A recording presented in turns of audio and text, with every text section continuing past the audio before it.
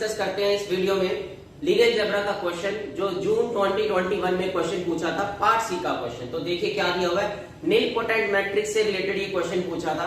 देखिए क्या है, आपकी स्क्रीन पे आएगा क्वेश्चन है M आपको n क्रॉस n का एक रियल मैट्रिक्स दिया हुआ है such that M is non zero and m square equal to zero. Means आपकी कंडीशन को ध्यान से देखना कि M तो आपने जीरो मैट्रिक्स नहीं लेना, बट स्क्वायर करने पे जीरो बनना चाहिए, ऐसा आपका n क्रॉस n का मैट्रिक्स है। तो यहीं से क्लियर हो रहा है कि M आपका नीलपोटेंट मैट्रिक्स है ये, ठीक है। तो आपसे पूछ रहा है कौन सा स्टेटमेंट ट्रू है। तो इसमें बोल रहा है कि if n is even then dimension of COL of M। इसका मतलब क्या होता है, पहले तो ये समझो, dimension of COL of M that is the column space of M। Column space of M basically क्या होता है, जो आपकी मैट्रिक्स होगी उसके जो कॉलम वेक्टर्स होंगे उनके लीनियर कॉम्बिनेशंस का सेट, उसको हम कॉलम स्पेस ऑफ M बोलते हैं। और वो एक वेक्टर स्पेस होता है, तो उसकी डायमेंशन जो निकलती है उसको हम नाम रखते हैं कॉलम रैंक। और कॉलम रैंक बेसिकली मैट्रिक्स का रैंक ही होता है। ऐसे इसके कॉरेस्पॉन्डिंग एक और वर्ड आता है रो स्पेस ऑफ M। उसका मतलब होता है रो वेक्टर्स की कॉम्बिनेशंस का सेट, वो भी एक वेक्टर स्पेस बनाता है और उसकी डायमेंशन का हम नाम रखते हैं रो रैंक। और चाहे रो रैंक निकालो या कॉलम रैंक निकालो, वो हमेशा सेम आता है, इसलिए हम इसको एक सिंगल नाम से देते हैं रैंक। तो बेसिकली आपको ये क्वेश्चन में जो ये रिप्रेजेंट कर रहा है वो कॉलम स्पेस ऑफ M की डायमेंशन को रिप्रेजेंट कर रहा है, which is nothing but it is the rank of M, ठीक है। फिर आगे दिया हुआ dimension of null of M। ये बेसिकली क्या है, null space of M। Null space of M मतलब कर्नल स्पेस ऑफ M, और उसकी डायमेंशन को हम नाम देते हैं नलिटी। तो बेसिकली एक क्वेश्चन रैंक और नलिटी का है। रैंक और नलिटी के बीच में रिलेशन जानना चाह रहा है जब n ऑड या इवन होगा, प्रोवाइडेड ये भी कंडीशन है कि m नॉन जीरो हो और m स्क्वायर जीरो हो। तो हम पहले तो कुछ एग्जांपल से करके देख लेते हैं, शायद कुछ ऑप्शंस कट जाएं, ठीक है।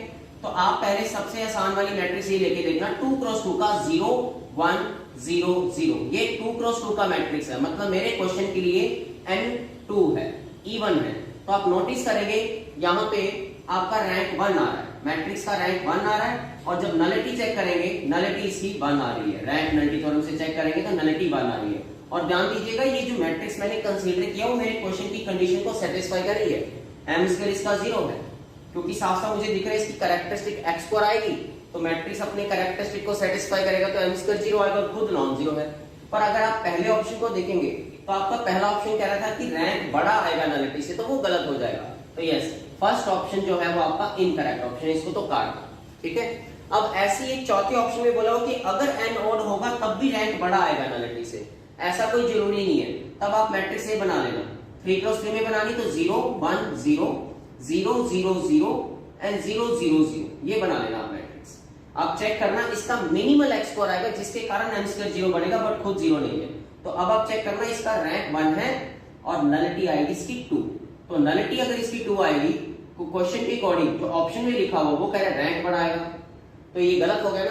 तो दैट मींस फोर्थ ऑप्शन भी आपका गलत है, समझ रहे आपने, ठीक है। अब आगे कह रहे हैं कि अगर n इवन हो या ऑड हो तो आपके रैंक जो है वो नलिटी से छोटा होगा, प्रोवाइडेड इस कंडीशन पे, और इवन होगा तो इक्वालिटी भी आ सकती है। यस, यहाँ पे अब हम एक रिजल्ट यूज करेंगे, हमारे पास रैंक से रिलेटेड एक बड़ा अच्छा रिजल्ट होता है मैट्रिसेस में, हम करते हैं। अगर हमारे पास कोई दो मैट्रिक्स है, स्क्वायर मैट्रिक्स है, A n क्रॉस n का मैट्रिक्स है, B भी n क्रॉस n का मैट्रिक्स है, तो हमारे पास एक बड़ा अच्छा रिजल्ट होता है कि rank of AB is always greater than और equal to rank of A plus rank of B minus n, where n is the order of the matrix. तो अब आप क्या करना, इस रिजल्ट में A को भी m मैट्रिक्स लेना और B को भी m मैट्रिक्स लेना, तो रिजल्ट में कोई फर्क नहीं पड़ेगा, रिजल्ट तो अप्लाई हो जाएगा क्योंकि दोनों हमारी सेम स्क्वायर मैट्रिक्स है, सेम ऑर्डर की है। तो ये बन जाएगा rank of m square which is greater than or equal to, ये ट्वाइस हो जाएगा, twice of rank of m minus n, क्योंकि हमें क्वेश्चन में बोला हुआ m स्क्वायर 0 है, 0 मैट्रिक्स का रैंक 0, तो ये 0 बन जाएगा। अब आपके पास इसको इधर लेकर आओगे तो finally what will you get कि m का जो रैंक आएगा वो n/2 से छोटा आएगा या उसके बराबर आएगा। तो अगर रैंक n/2 या उससे छोटा आएगा तो बाय रैंक नलिटी थ्योरम आपको मिलेगा कि rank plus nullity equal to the order of the matrix, जो कि आपका n क्रॉस n है। तो जो नलिटी ऑफ m आएगी वो n/2 या उससे बड़ी आएगी। तो अगर आप नोटिस करेंगे रैंक n/2 और n/2 से ये बड़ा है, तो आप यहां से कंक्लूड कर सकते हैं कि जो रैंक आएगा which is less than equal to n/2 and n/2 is less than equal to nullity of m। तो आप देख पा रहे होंगे हमारा जो सेकंड ऑप्शन है वो सही होगा ना। वैसे तो ये जो आपके पास एक्सप्रेशन आया है वो for all n greater than equal to 1 आया, चाहे n इवन हो या ऑड हो। बट इवन होगा तो इक्वालिटी आ सकती है, ऑड होगा तो इक्वालिटी नहीं आ पाएगी। इसको अगर हम ओवरऑल कंक्लूड करके लिखें तो हमारे पास ये बन जाएगा rank of m is less than equal to nullity of m, जो कि हमारा फॉर ऑल n ट्रू है, for all n greater than equal to 1 true है। बट इवन होगा तो इक्वालिटी आ सकती है, क्योंकि हमने एक एग्जांपल अभी थोड़ी देर पहले किया था। अगर मैं ये वाला मैट्रिक्स लूं 0 1 0 0 तो ये क्वेश्चन की कंडीशन को तो सेटिस्फाई कर रहा है, बट अगर आप नोटिस करेंगे रैंक भी 1 नलिटी 1 तो इक्वालिटी आ सकती है। तो यस, हमारा सेकंड ऑप्शन बिल्कुल करेक्ट है। अगर n इवन होगा तो रैंक जो है वो नलिटी से छोटा होगा या बराबर भी हो सकता है। पर ऑड के केस में ये इक्वालिटी नहीं आएगी, स्ट्रिक्ट का साइन आएगा।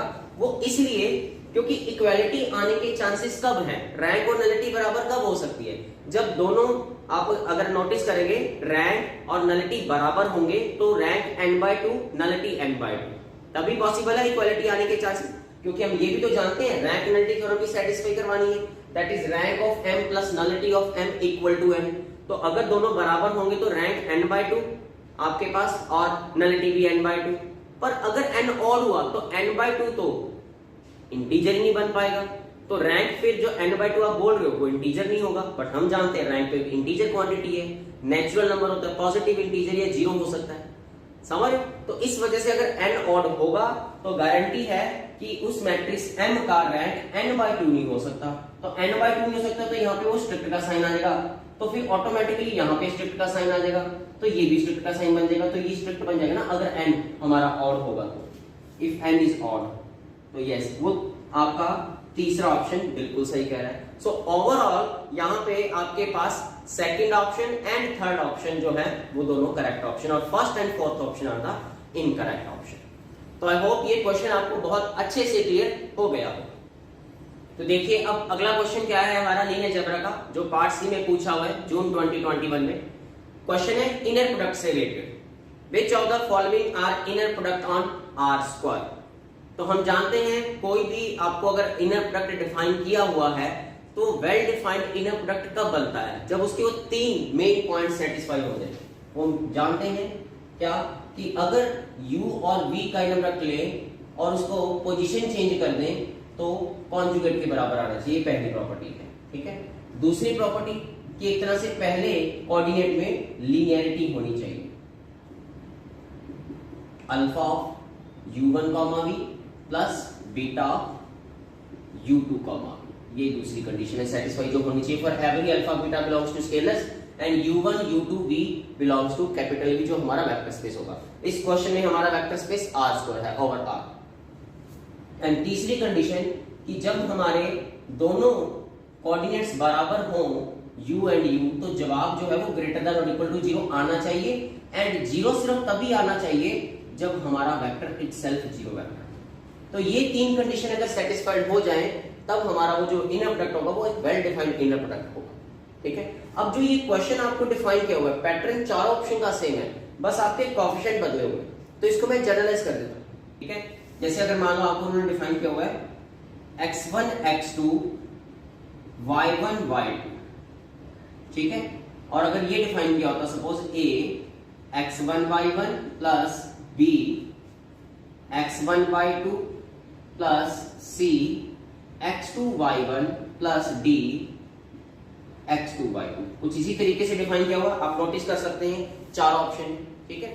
तो अब अगर आप इसको चेक करना चाहते हैं कि तीनों कंडीशन सेटिस्फाई जो करेगा वही इनर प्रोडक्ट होगा, वही आंसर आएगा हमारे पास, ठीक है। तो पहली बात हमारी ये वाली कंडीशन तो सेटिस्फाई होनी चाहिए, और वो बड़े आराम से हो रही है चाहे a b c d जो मर्जी हो। क्यों? क्योंकि हम चाहते हैं हमारे पहले कोऑर्डिनेट में लीनियर हो। जब पहले कोऑर्डिनेट में लीनियर चाहते हो तो इसका मतलब ये करो कि आप y1 y2 को एज ए कांस्टेंट की तरह ट्रीट करो। तो जब आपका y1 y2 as a constant की तरह ट्रीट होगा तो आप नोटिस करेंगे x1 x2 में ये लीनियर क्वांटिटी की तरह बिहेव कर रहा है, क्योंकि कोई स्क्वायर या कोई क्यूबिक तो है नहीं, ना ही कोई एक्स्ट्रा कांस्टेंट टर्म है। तो आप बड़े आराम से चेक कर सकते हैं कि जब आप इसको alpha times of x1 x2 plus beta of x1 x2 का डैश करेंगे और ये अलग से बड़ा रहेगा तो स्प्लिट भी हो जाएगा प्लस में और स्केलर्स भी बाहर आ जाएंगे। प्रॉब्लम तब होती अगर यहाँ पे टर्म कोई पड़ी होती x1 x2 की प्रोडक्ट में या x1 का स्क्वायर पड़ा होता, तब ये लिनियरिटी वाली प्रॉपर्टी को सेटिस्फाई ना करता। तो आगे से ध्यान रखना, कभी भी इन फ्यूचर अगर क्वेश्चन आए तो आप इसको सीधा देख के बोल सकते हो अगर यहाँ x1 x2 में लिनियर देखना है तो x1 x2 की टर्म्स लीनियर होनी चाहिए, उसके साथ जो लगा हुआ वो एज ए कांस्टेंट की तरह ट्रीट करना। तो जब इसमें लीनियर देख रहे हो तो ये एज ए कांस्टेंट की तरह ट्रीट करना, तो आप नोटिस करेंगे ये लीनियर है। तो इसका मतलब ए बी सी डी जो मर्जी हो, पहले वाला पॉइंट तो बहुत आराम से सेटिस्फाई हो जाएगा। ठीक है, कोई दिक्कत नहीं, ए बी सी डी जो मर्जी हो। अब पहले वाला पॉइंट देखते हैं, ये दूसरा था, पहला वाला पॉइंट देखते हैं। पहले वाला पॉइंट कह रहा है कि अगर हम इसको इंटरचेंज करें तो कॉन्जुगेट का बराबर आना चाहिए, पर क्योंकि ये पूरा क्वेश्चन रियल में चल रहा है, हमारा सब कुछ रियल में चल रहा है इस क्वेश्चन में, तो ये कॉन्जुगेट हटा देंगे क्योंकि कॉन्जुगेट का फर्क नहीं पड़ेगा। तो सिंपली ये मतलब हुआ कि इंटरचेंज करें तो आपका जवाब बदलना नहीं चाहिए, सिंपल सी बात ये है। तो जब इंटरचेंज करोगे, आप इंटरचेंज करो इसको, जब इंटरचेंज करोगे तो क्या बनेगा y1 y2 comma x1 x2। ठीक है, तो इंटरचेंज करोगे ये क्या बन जाएगा आपका x1 y1 बन जाएगा, y1 x1 बन जाएगा। तो ये क्या बन जाएगा a, ये सेम ही रहेगा x1 y1 क्योंकि y1 की जगह x1 x1 की जगह y1। और ये क्या बन जाएगा b y1 x2 बन जाएगा क्योंकि x1 को y1 बनाना है, y2 को x2 बनाना है। और ये बन जाएगा c y2 x1 plus d, ये तो एज इट इज रहेगा x2 y2। पर आप चाहते हो ये दोनों बराबर हो, ये दोनों तभी बराबर हो पाएंगे जब ये दोनों बराबर होंगे। आप नोटिस करो जब ये बराबर कब होंगे, a तो बराबर है इस कोएफिशिएंट के साथ। अब x1 y2 का कोएफिशिएंट यहाँ b है, यहाँ x1 y2 का कोएफिशिएंट c है, तो इसके लिए b और c बराबर चाहिए, इधर से b और c बराबर, d तो एज इट इज है। तो यस, हमारे क्वेश्चन में अगर जनरल क्वेश्चन ये आता है और पहली प्रॉपर्टी को सेटिस्फाई करवाना चाहते हो तो b = c होना चाहिए, मतलब x1 y2 और y2 x1 का कोएफिशिएंट सेम होना चाहिए। तो आप ऑप्शन में जाओ जिसमें ये दोनों कोएफिशिएंट बराबर नहीं है, वो तो ऑप्शन कट जाएगा। पर अगर आप नोटिस करेंगे चारों ऑप्शन में ये बराबर है, x2 y1 और y2 x1 के कोएफिशिएंट चारों ऑप्शन में बराबर है। समझ रहे हो, इसका मतलब अभी तक कोई ऑप्शन कटा नहीं, चारों के चारों ऑप्शन आपकी पहली प्रॉपर्टी को भी सेटिस्फाई कर रहे हैं। समझ गए यहां तक? ठीक है, अब हम अपनी तीसरी प्रॉपर्टी की कहते हैं जो मेन बात है। ठीक है, थर्ड प्रॉपर्टी क्या कहती है, अब मैं इसको पता चल गया कि इनर प्रोडक्ट चेक करना है तो लीनियर तो हो गया था, ये दोनों बराबर होने चाहिए, तो इसको कर देते हैं हम b कर देते हैं। समझ रहे हैं, अब ये दोनों बराबर चाहिए मुझे, इसलिए अब ये प्रॉपर्टी चेक करना चाहते हैं तो कहते हैं कि वो ग्रेटर देन इक्वल टू 0 होना चाहिए और 0 सिर्फ तब हो जब u वेक्टर 0। तो इसको बराबर कर देते हैं x1 x2, या एक काम करते हैं दोनों को ही xy कर देते हैं। ठीक है, चलो x1 x2 रहने देते हैं, x1 x2 comma x1 x2 क्या बन जाएगा y1 y2 की x1 है तो क्या बन जाएगा a x1 का होल स्क्वायर प्लस ये क्या बन जाएगा x1 x2 तो ये बन जाएगा 2b x1 x2 और d x2 का स्क्वायर, ये बन जाएगा। और ये चाहते हैं हम ग्रेटर देन इक्वल टू 0 बने। अब ये क्वेश्चन अगर आप नोटिस करेंगे ये तो क्वाड्रेटिक फॉर्म का क्वेश्चन बन गया और उसमें भी greater than equal to 0 for every x for every u, मतलब फॉर एवरी x1 x2। तो अगर हम इसको क्वाड्रेटिक फॉर्म में देखना चाहते हैं तो ये कुछ ऐसा नहीं बन गया, मैट्रिक्स में बदलो x1 x2 ये बनता था a b b d x1 x2। अगर हम इसको अपनी ओरिजिनल फॉर्म में डालें तो बन गया x ट्रांसपोज a x। और अगर आप चाहते हैं कि ग्रेटर देन इक्वल टू 0 है वो भी फॉर ऑल x, तो ये तो निशानी किसकी होती है, पॉजिटिव सेमी डेफिनेट की निशानी होती है ये।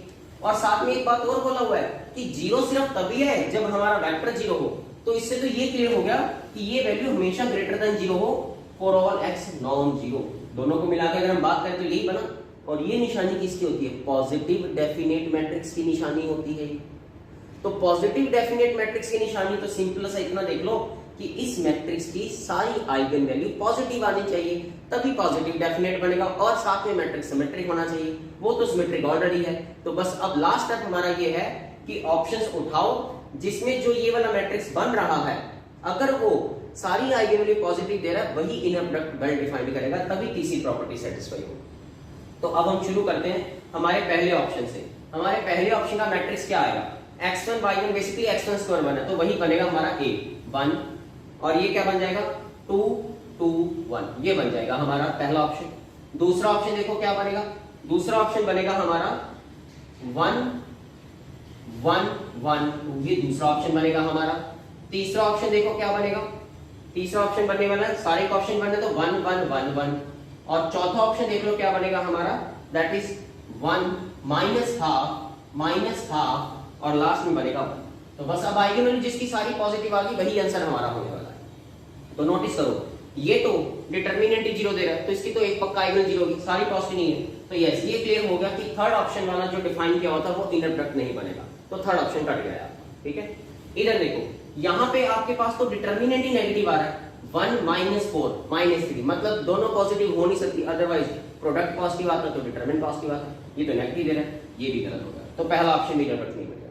इधर देखो यहाँ पे आप चेक करो आइगन वैल्यूज निकालनी है, वैसे भी देख लो यहाँ पे ट्रेस 3 आ रहा है और डिटरमिनेंट देखो 2 -1 पॉजिटिव आ रहा है। हाँ ऐसा हो सकता है कि शायद दोनों आइगन वैल्यू नेगेटिव हो या दोनों आइगन वैल्यू पॉजिटिव हो, बट अगर दोनों नेगेटिव होती तो आपके पास फिर ट्रेस भी नेगेटिव आता, पर ट्रेस तो पॉजिटिव आ रहा है, तो इसका मतलब ये क्लियर होगा कि दोनों पॉजिटिव ही होनी पड़ेगी, जीरो हो नहीं सकती क्योंकि डिटरमिनेंट नॉन जीरो आ रहा है। तो क्लियर है इसकी दोनों पॉजिटिव आइगन वैल्यू आएंगी और कॉम्प्लेक्स भी नहीं आएगी, रियल सिमेट्रिक है, रियल आएंगी, ये भी हमें गारंटी है। रिजल्ट पढ़ते हैं हम, real symmetric matrix has real eigen values, इसका मतलब इसकी दोनों रियल और दोनों पॉजिटिव आएंगी, ये पक्का इनर प्रोडक्ट स्पेस बनेगा, क्योंकि पहली दोनों कंडीशन तो हमने चेक कर ली थी, तीसरे पे आके हमें ये पता चला कि जिस मैट्रिक्स की आइगन वैल्यू दोनों पॉजिटिव वही बनेगा, तो सेकंड पक्का इनर प्रोडक्ट बनाएगा, समझ।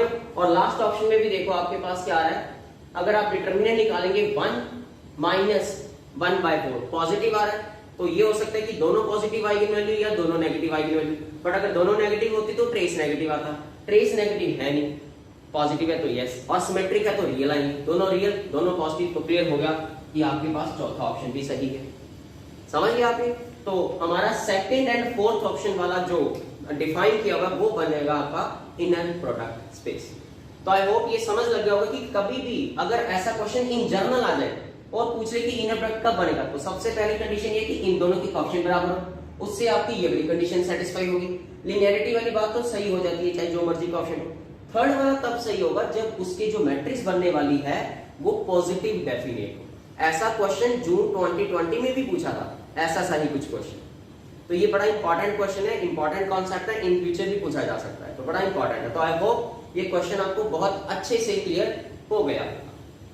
अगला क्वेश्चन देखिए आपको क्या दिया हुआ है, लीनियर अलजेब्रा का पार्ट सी का क्वेश्चन जो जून 2021 में पूछा हुआ है। देखिए क्या है क्वेश्चन, है ये रैंक से रिलेटेड, बिल्कुल +1 +2 बेस्ड क्वेश्चन था ये, बट थोड़ा अच्छे तरीके से पूछा होगा। पढ़ते हैं क्वेश्चन क्या दिया हुआ है। Let A be M cross N matrix such that first R rows of A are linearly independent। ध्यान रखना इस क्वेश्चन में आपको ये बोला हुआ है कि R row of A are independent, but साथ में एक चीज और, फर्स्ट R रो, उसने ये नहीं बोला कि कोई भी R रो आर इंडिपेंडेंट, समझ रहे, पहली R rows are linearly independent and first S columns of A are linearly independent, मतलब पहले R रो इंडिपेंडेंट, पहले S कॉलम इंडिपेंडेंट। तो इससे एक बात तो क्लियर हो गई है कि हमारे क्वेश्चन के अकॉर्डिंग जो हमारा मैट्रिक्स का रैंक आएगा, A का रैंक आएगा वो R या R से बड़ा आएगा, क्योंकि हम जानते हैं, हम रैंक को ऐसे भी तो बोलते हैं नंबर ऑफ लीनियरली इंडिपेंडेंट रोज या number of linearly independent columns. तो क्वेश्चन के अकॉर्डिंग पहली R रो इंडिपेंडेंट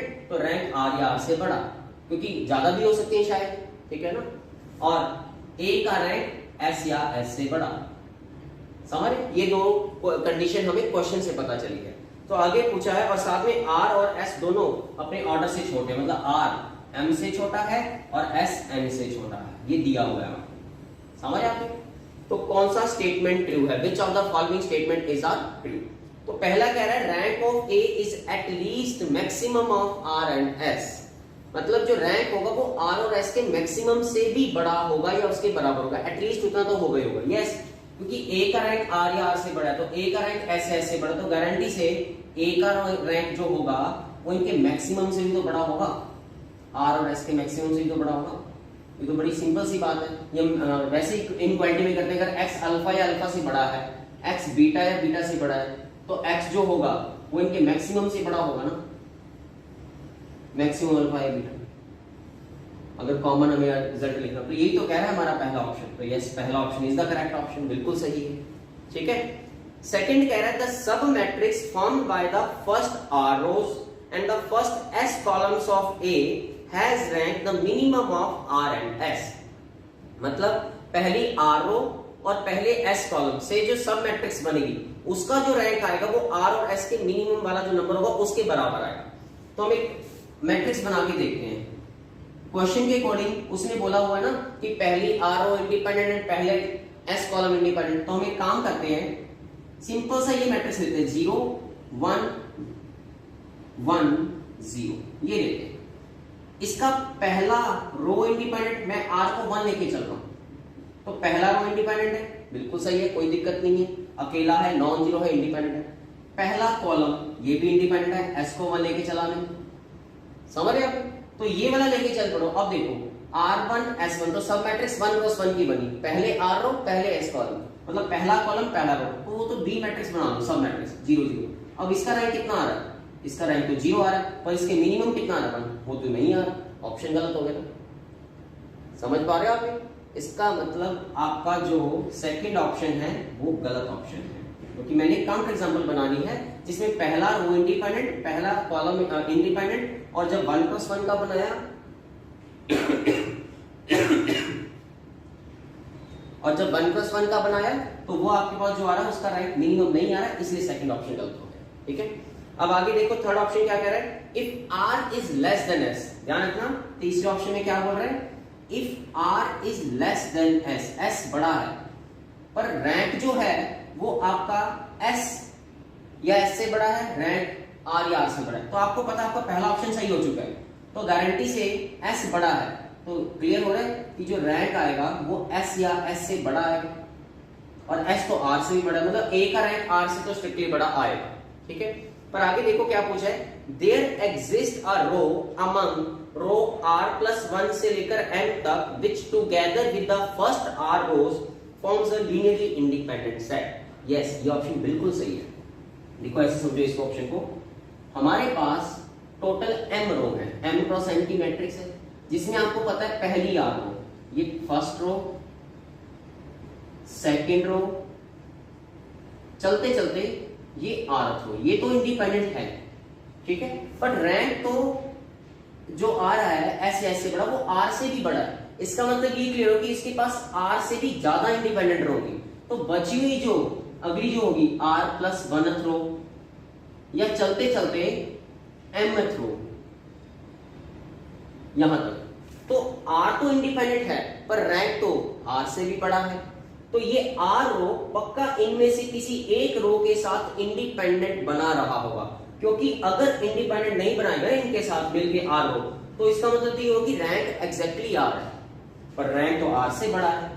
तो गारंटी के साथ ये पहली आर रो इनमें से किसी कम से कम एक रो के साथ इंडिपेंडेंट सेट बना रहा होगा, क्योंकि रैंक हमारा आर से स्ट्रिक्टली बड़ा है इस वजह से।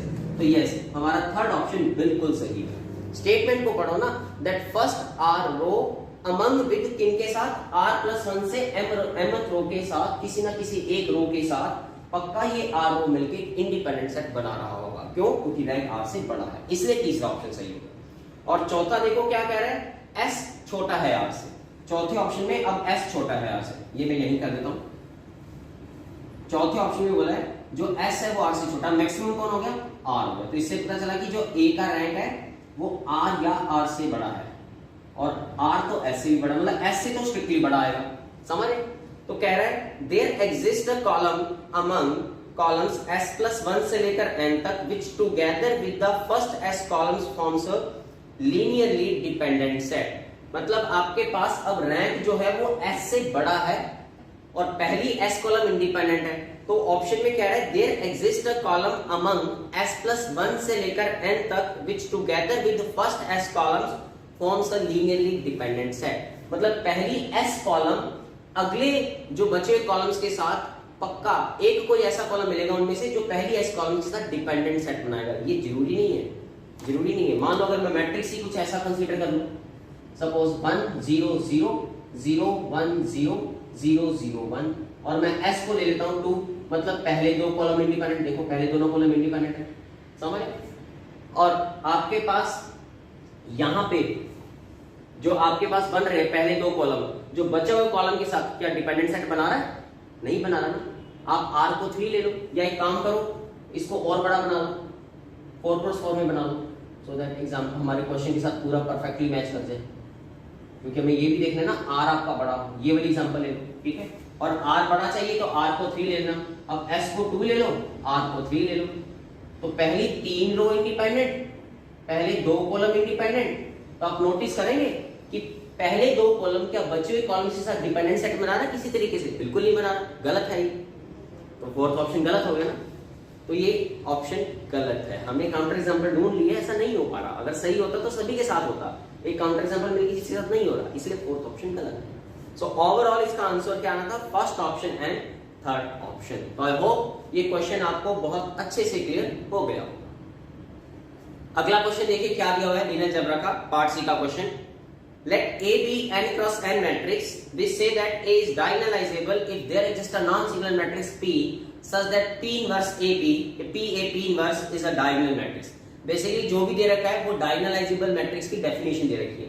तो सिंपली सी बोला है कि A को diagonalizable कब बोलना है? जब P inverse आपका diagonal matrix बन जाए, where P is a non-singular matrix. So which of the following condition imply that A is diagonalizable? Question को ध्यान से पढ़ो। वो कह रहा है इनमें से कौन सा ऑप्शन जो एज अ कंडीशन का काम कर रही है इंप्लाई करेगा कि ए डायगोनलाइजेबल होगा। समझ रहे? तो विच of the following condition imply that A is diagonalizable. तो अगर आप देखेंगे जो चौथा ऑप्शन है वो तो बिल्कुल सही है, क्योंकि हम सीधी सी थ्योरम पढ़ते हैं कि that A is diagonalisable matrix if and only A has n linearly independent eigen vectors. क्योंकि जब हम डायगोनलाइजेबल बोलते हैं तो हम ये बोलते हैं कि एक ऐसा P मिलना चाहिए, देयर एग्जिस्ट P, और P क्या होना चाहिए? इन्वर्टिबल होना चाहिए, such that P inverse AP क्या होना चाहिए? डायगोनल मैट्रिक्स होना चाहिए। P इनवर्स जो है वो डायगोनल मैट्रिक्स होना चाहिए। तो उस वक्त जो ये P होता है ना, P मैट्रिक्स, उसके जो कॉलम वेक्टर्स होते हैं वो कोई और नहीं हमारे A मैट्रिक्स के आइगन वेक्टर्स ही तो होते हैं। पर क्योंकि P इन्वर्टिबल है तो वो कॉलम वेक्टर इंडिपेंडेंट भी होंगे, तो n linearly independent eigen vectors हो गए ना। समझ रहे? तो यस, ये थ्योरम ही है। और वो थ्योरम कहां से है? वो P के अंदर जो वेक्टर्स होते हैं वो कॉलम वेक्टर, वो आपके आइगन वेक्टर्स होते हैं। तो यस, ये इफ एंड ओनली थ्योरम है। If A is diagonalizable, then A has any linearly independent eigenvectors. या if A has any linearly independent eigenvector, then A is diagonalizable. तो yes, fourth option जो है वो बिल्कुल सही है। Fourth option is the correct option. This condition implies A is diagonalizable. ठीक है। अच्छा, थर्ड को देखें, A square is diagonalizable, तो क्या ये इंप्लाई करेगा A डायगोनलाइजेबल? नहीं, ये गलत है। अब क्या करना? A को सिंपली यही कंसीडर कर लेना 0 1 0 0। ये डायगोनलाइजेबल नहीं है, क्योंकि ये मैट्रिक्स का जो आइगन वैल्यूज आ रहा है वो 0 0 आ रहा है। an इसका 2 है, बट अगर आप इसका gn देखेंगे, gn कैसे निकालते थे? n minus rank of a minus lambda, ये तरीका होता है gm निकालने का किसी भी मैट्रिक्स में किसी भी आइगन वैल्यू के कॉरस्पॉन्डिंग। तो n हमारा मैट्रिक्स का ऑर्डर है 2 माइनस रैंक ऑफ a, क्योंकि लैम्डा तो में 0 है, ठीक है, और वो 1 है, तो 2 माइनस 1 1। तो देखो gm 1 आ रहा है, गलत हो गई। समझ रहे? तो a डायगोनलाइजेबल नहीं है, बट a स्क्वायर निकालना क्या बन जाएगा आपका? Zero matrix. तो a स्क्वायर जीरो मैट्रिक्स तो डायगोनलाइजेबल है, डायगोनल मैट्रिक्स है तो डायगोनलाइजेबल है, but it doesn't imply a is diagonalizable. तो इसलिए तीसरा ऑप्शन गलत है। This option does not imply that a is diagonalizable. समझ रहे? ओके। सेकंड कह रहा है if there exist integer k such that a raised power k is nilpotent, तो क्या ये इंप्लाई करेगा कि a डायगोनलाइजेबल है? आप यही एग्जांपल ले लो, ये वाली एग्जांपल आपकी बेसिकली निलपोटेंट है, a स्क्वायर 0 है। कौन से k के लिए? 2 के लिए। मतलब k इज इक्वल टू 2 करो, या सिंपली देखो k इज इक्वल टू 1 भी ले लें तो ये निलपोटेंट है, a खुद ही निलपोटेंट है। बट क्या ये इंप्लाई कर रहा है डायगोनलाइजेबल है? नहीं, a डायगोनलाइजेबल नहीं है, क्योंकि am 2 आ रहा था, gm 1 आ रहा है, 0 आइगन वैल्यू के कॉरस्पॉन्डिंग। तो ये कंडीशन भी इंप्लाई नहीं कर रहा, तो इससे आपका सेकंड ऑप्शन भी गलत हो जाएगा। समझ रहे? अब पहला ऑप्शन क्या है? There exist integer k such that a raised to power k is equal to identity. वो 1 मतलब आइडेंटिटी है, a raised power k is identity. तो अब इसको देखो कैसे करेंगे। यहाँ पे a जो है वो बेसिकली पॉलिनोमियल को सेटिस्फाई कर रहा है, एक ऐसा मैट्रिक्स जो एक पॉलिनोमियल को सेटिस्फाई कर रहा है। अगर देखा जाए तो a satisfies x raised power k -1। समझ? तो a अगर x रेज्ड पावर k -1 को सेटिस्फाई कर रहा है तो हम एक रिजल्ट पढ़ते हैं कि अगर a किसी भी पॉलिनोमियल को सेटिस्फाई करेगा तो a का मिनिमल जो है वो fx जिसको सेटिस्फाई कर रहा है उसको डिवाइड करने लग जाएगा, दैट इज x k -1। ठीक है, तो हम अपने मिनिमल को डिवाइड करके इसको खोल देते हैं पूरी तरह से, क्या बन जाएगा x माइनस 1 इंटू, क्योंकि इसके जो सारे रूट्स हैं वो kth रूट्स ऑफ यूनिटी ही तो है, तो जब अगर हम उसके सारे खोलें तो ऐसा बनेगा ना x माइनस एक्साई 1, x माइनस एक्साई 2, चलते चलते x माइनस एक्साई k माइनस 1, शक्ल जो मर्जी हो, हमारे पास ये सारे डिस्टिंक्ट रूट्स हैं, समझे। तो मिनिमल की जो भी पॉसिबिलिटी निकालोगे वो आपके पास डिस्टिंक्ट मॉनिक लीनियर फैक्टर्स वाली ही तो आएगी। मिनिमल की देखो क्या हो सकता है, x माइनस 1 अकेला ये एक डिवाइजर है, x माइनस एक्साई 1 भी इसका डिवाइजर है, x माइनस एक्साई 2 भी इसका डिवाइजर है, x माइनस एक्साई k माइनस 1, फिर दो दो की पॉसिबिलिटी बना लो, फिर तीन तीन के, फिर चार चार के, फिर सारा इकट्ठा। तो हर एक केस में मिनिमल आप नोटिस करोगे लीनियर फैक्टर्स या लीनियर फैक्टर्स का प्रोडक्ट आ रहा है। और ये तो हम रिजल्ट पढ़ते हैं कि डायगोनलाइजेबल अगर मैट्रिक्स है तो मिनिमल जो होगा वो लीनियर फैक्टर्स का प्रोडक्ट आता है हर एक आइगन वैल्यू का। That A is diagonalizable if and only if minimal polynomial of A is the product of distinct monic linear factors of each eigenvalue। ये बड़ा अच्छा रिजल्ट है जो कि मिनिमल पॉलिनोमियल और डायगोनलाइजेबिलिटी ऑफ मैट्रिक्स से कनेक्ट होता है। तो मान लो अगर किसी मैट्रिक्स का आपको सपोज पता चल जाए मिनिमल कुछ ऐसा है x माइनस 1 का स्क्वायर x प्लस 1, तो आप सीधा कह सकते हैं कि वो मैट्रिक्स पक्का डायगोनलाइजेबल नहीं है, क्योंकि यहाँ पे एक पावर ज्यादा है, लीनियर फैक्टर वाला नहीं है। अगर होता ये वाला तो ये डायगोनलाइजेबल का केस है, क्योंकि लीनियर फैक्टर्स का प्रोडक्ट है, समझ। तो ये बड़ा अच्छा रिजल्ट होता है, जिसके कारण आप सीधा बोल सकते हैं कि अगर ये वाले पॉलिनोमियल में लीनियर फैक्टर्स का प्रोडक्ट है तो पक्का मिनिमल की जो भी पॉसिबिलिटी आएगी वो भी लीनियर फैक्टर्स की पॉसिबिलिटी वाला देगा। तो यस, आपका पहला ऑप्शन इंप्लाई कर रहा है A is diagonalizable. So overall first option and fourth option are the correct statement. Next question देखिए आपको क्या दिया है, लीनियर अलजेब्रा का पार्ट सी का क्वेश्चन। बहुत ही अच्छा क्वेश्चन है, सिस्टम ऑफ लीनियर इक्वेशन का क्वेश्चन है, ठीक है। देखिए क्या दिया हुआ आपको, A, B and M cross M matrix with real entries. ध्यान रखना ये मैट्रिक्स आपका स्क्वायर मैट्रिक्स है M ऑर्डर का, रियल एंट्रीज के साथ। X कोई भी M क्रॉस 1 वेक्टर है अननोन्स, जिसे आप कह सकते हो वेरिएबल्स है ये, ठीक है। Now consider the two statement. पहला स्टेटमेंट क्या है, there exist a non zero vector B1 such that the linear system AX is equal to B1 has no solution। ध्यान रखना आपका पहला स्टेटमेंट क्या कह रहा है कि आपको एक ऐसा B1 मिल रहा है Rn में से जिससे AX is equal to B का सोल्यूशन नहीं है। तो जैसे ही आपको ये पता चला कि AX is equal to B1 का सोल्यूशन नहीं है, तो पहले स्टेटमेंट से ये कंक्लूड कर सकते हो कि आपके मैट्रिक्स का जो रैंक है वो M से स्ट्रिक्टली छोटा है, या फिर आप ये कह सकते हो कि आपके मैट्रिक्स का जो डिटर्मिनेंट है वो 0 है। समझ रहे, पहला स्टेटमेंट से जो पता चल रहा है कि AX is equal to B1 has no solution, ठीक है, has no solution। समझ रहे आपने, इससे ये पता चल रहा है। दूसरा स्टेटमेंट पढ़ते हैं क्या दिया हुआ है। दूसरे स्टेटमेंट में बोला हुआ है there exist a non zero vector B2 and B3 with B2 is not equal to CB3 for any C belongs to R। ये ध्यान रखना, उसने बोला है B2 जो है वो B3 के किसी भी स्केलर से मल्टीप्लाई होके नहीं बन रहा, for all C belongs to R। इससे ये क्लियर हो गया कि B2 और B3 आपस में लीनियरली इंडिपेंडेंट है, समझ रहे। और साथ में ये जो B2 B3, अगर हम AX is equal to B2 और AX is equal to B3 की बात करें तो उसके लिए इनका सोल्यूशन आ रहा है।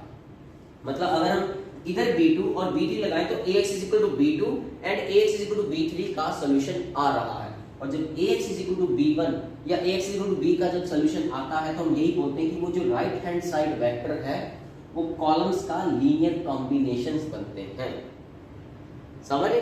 तो इसको आप अगर समझना चाहते हैं मैं थोड़ा सा 2x2 में बताता हूं। जैसे मान लो आपको अगर सिस्टम दे दिया जाए A11 x1 A12 x2 is equal to B1, ठीक है, A21 x1 plus A22 x2, आप इसी को बड़े ऑर्डर में समझ सकते हैं, ठीक है, is equal to B।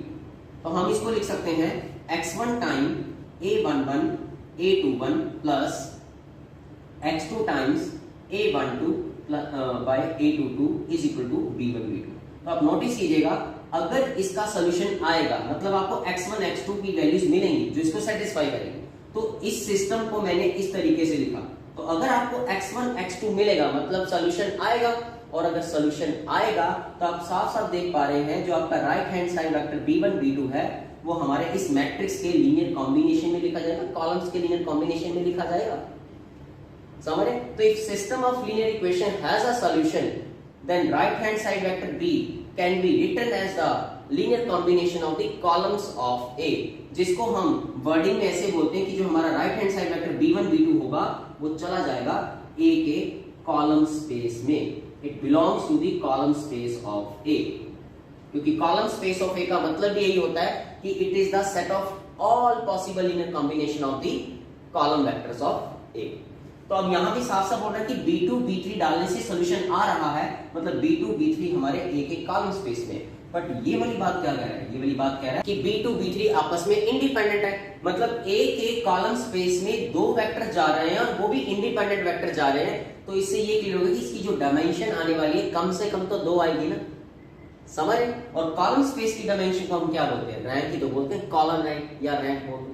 तो ये जो कंडीशन आपको सेकंड स्टेटमेंट में दे रखी थी, उससे ये कंक्लूजन निकला कि जो मैट्रिक्स का रैंक आएगा वो कम से कम तो 2 आएगा ही आएगा, समझ। तो आई होप आपको ये बात तो समझ लग गई होगी कि जो पहली स्टेटमेंट दे रखी थी उससे पता चला m का डिटरमिनेंट 0 है, और दूसरी स्टेटमेंट आपको जो दे रखी थी वो a का रैंक 2 या 2 से बड़ा, सॉरी m नहीं है, यहाँ पे मैट्रिक्स a ही है, तो a की बात चलते a का डिटरमिनेंट 0 है, समझ। अब आगे ऑप्शन पढ़ते हैं कि which of the following statement are true, ठीक है। तो इसको मैं रब कर रहा हूं, पढ़ते हैं। हमारा पहला ऑप्शन क्या कह रहा है, दैट सेकंड इज ट्रू, मतलब second statement is true whenever a is singular, मतलब जब हमारा a सिंगुलर मैट्रिक्स होगा तो ये ऑप्शन सही होगी। कोई जरूरी नहीं है, मान लो हम 2 क्रॉस 2 का कोई मैट्रिक्स लें जिसमें हमारा मैट्रिक्स का रैंक ही 1, तो उस केस में तो आपके पास ये वाली बात सही हो नहीं सकती, क्योंकि अगर ये बात सही होगी तो मैट्रिक्स का रैंक 2 या 2 से बड़ा होना चाहिए था। ये देख लो, मैंने मैट्रिक्स ही ले लिया इसमें जिसका रैंक ही 1, 2 क्रॉस 2, तो गलत होगा। तो यस, पहला ऑप्शन गलत है। मतलब इस केस में आपके पास ऐसे दो इंडिपेंडेंट वेक्टर b1 b2 नहीं मिलेंगे, या जो भी आपके पास दो कॉलम वेक्टर ऐसे नहीं मिलेंगे b1 या b2 या b2 b3 जिससे इसका सॉल्यूशन आएगा ही आएगा, समझ। तो यस, पहला ऑप्शन गलत है। सेकंड कह रहा है one is true whenever a is singular, yes, यहां पे तो है ही सिंगुलर, जब भी सिंगुलर मैट्रिक्स होगा पहला ऑप्शन सही होगा, बिल्कुल सही है, क्योंकि a सिंगुलर होने का मतलब क्या है, आपके पास a सिंगुलर होने का मतलब क्या है, a इज सिंगुलर मतलब डिटरमिनेंट इज 0, समझ। या हम ये कह सकते हैं कि आपके जो कॉलम वेक्टर्स होंगे वो इंडिपेंडेंट नहीं है, जो n कॉलम वेक्टर होंगे वो इंडिपेंडेंट नहीं, क्योंकि इंडिपेंडेंट होते हैं n के n कॉलम वेक्टर, तो ये नॉन सिंगुलर आता है। सो पक्का ये जो कॉलम स्पेस बनाएंगे वो पूरा n डायमेंशन का नहीं बनाएंगे, मतलब कोई ना कोई ऐसे वेक्टर्स होंगे जो इनके कॉलम्स के कॉम्बिनेशन से नहीं बनेंगे, बस वही right hand side vector b डाल दें, वो जो b होगा वो आपके कॉलम्स के कॉम्बिनेशन में नहीं आएगा तो सॉल्यूशन नहीं देगा। तो एग्जिस्टेंस तो आ रही है ना आपके पास, समझ आप, बिल्कुल सही है। तो इसका मतलब आपका पहला स्टेटमेंट ट्रू हो जाएगा अगर a आपका सिंगुलर होगा, ठीक है। इसको ट्रांसफॉर्मेशन की मदद से भी समझ सकते हो, क्योंकि a आपका अगर m क्रॉस m है तो इसका मतलब ये हुआ कि Rm टू Rm है, और अगर सिंगुलर है तो मतलब 1 1 नहीं है, और 1 1 नहीं है क्योंकि डायमेंशन सेम है, तो ऑन टू भी नहीं है, ऑन टू भी नहीं है तो यहां से पक्का कोई ऐसा वेक्टर होगा ना जिसकी प्री इमेज नहीं होगी। So definitely there exist b in Rm such that जिसकी प्री इमेज नहीं होगी, क्योंकि ये मैप ऑन टू नहीं है। ऑन टू क्यों नहीं है, क्योंकि सिंगुलर है, 1 1 नहीं है, दैट्स व्हाई, ठीक है ना। such that there does not exist any x in Rm such that ax is equal to b, मतलब इसका कोई सॉल्यूशन नहीं आएगा, पक्का कोई ना कोई मिलेगा जिसकी प्री इमेज नहीं होगी, मतलब उसका सॉल्यूशन नहीं आएगा। इसको ट्रांसफॉर्मेशन में ले जाके भी समझ सकते हैं। तो ये सेकंड स्टेटमेंट बिल्कुल सही है। तो पहला तो आपका गलत आया था, दूसरा सही आया, समझ। अब तीसरा देखो क्या कह रहा है, both 1 and 2 can be true simultaneously, मतलब पहला और दूसरा ऑप्शन क्या कभी दोनों एक साथ सही हो सकते हैं। वो तो तभी सही हो सकते हैं जब हमारा मैट्रिक्स का डिटरमिनेंट भी 0 हो और रैंक 2 या 2 से बड़ा हो। तो बना लो कोई भी अपनी मन मर्जी का एक मैट्रिक्स बना लो जिसका रैंक 2 या 2 से बड़ा हो। तो ये बना लो 1 0 0 0 1 0 0 0 0। अब ये एक ऐसा मैट्रिक्स है जो आपकी इस कंडीशन को भी सेटिस्फाई कर रहा है, इस कंडीशन को भी सेटिस्फाई कर रहा है। तो देखो अगर तो आप ये वाला वेक्टर लेते हो 0 0 0 1, तब ax b1 का सॉल्यूशन नहीं आएगा क्योंकि इससे रैंक और रैंक a ऑगमेंटेड b का मैच नहीं कर रहा, ठीक है। अगर आप ये रख लेते हो 1 0 0 0, तब सॉल्यूशन आ रहा है, वो हमारा b2 बन जाएगा।